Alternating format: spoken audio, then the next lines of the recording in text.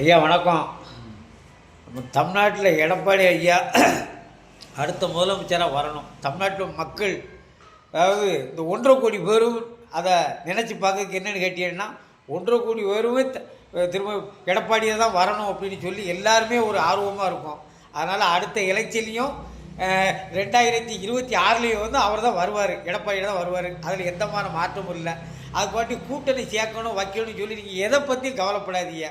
கட்சி செவிச்சாலும் சரி தோத்தாலும் சரி அடுத்த ஒரு முதலமைச்சர் எடப்பாடியார் தான். அதில் எந்தமான மாற்றமும் இல்லை. ஏன்னா எங்களுக்கெல்லாம் அவ்வளோ ஆர்வமாக இருக்குது, எடப்பாடியாக தான் வரணும்.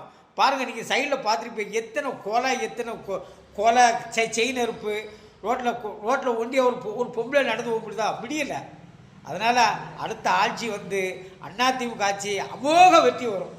ஆனால் எடப்பாடியாக தான் வரணும். நீங்கள் அதுக்கு வேண்டி அவரை கூட்டி சேர்க்கணும், இவரை கூட்டி சேர்க்கணும். எடப்பாடி சொன்ன மாதிரி யாருமே கூட்டி சேர்க்கணும்னா சேர்க்க வேண்டாம் மொத்தத்தில். ஆமாம், அது உங்களுக்கு தெரியும். நான் சொல்லி வரும் தெரிய வேண்டாம், உங்களுக்கு தெரியும். யாரை சேர்க்க வேண்டாம்னு சொன்னவங்களுக்கு தெரியும். எடப்பாடி மட்டுமே நிற்கணும், அவர் மட்டுமே அடுத்த தமிழ்நாட்டில் முதலமைச்சர் அவர் தாங்க. நன்றி, வணக்கமுங்க.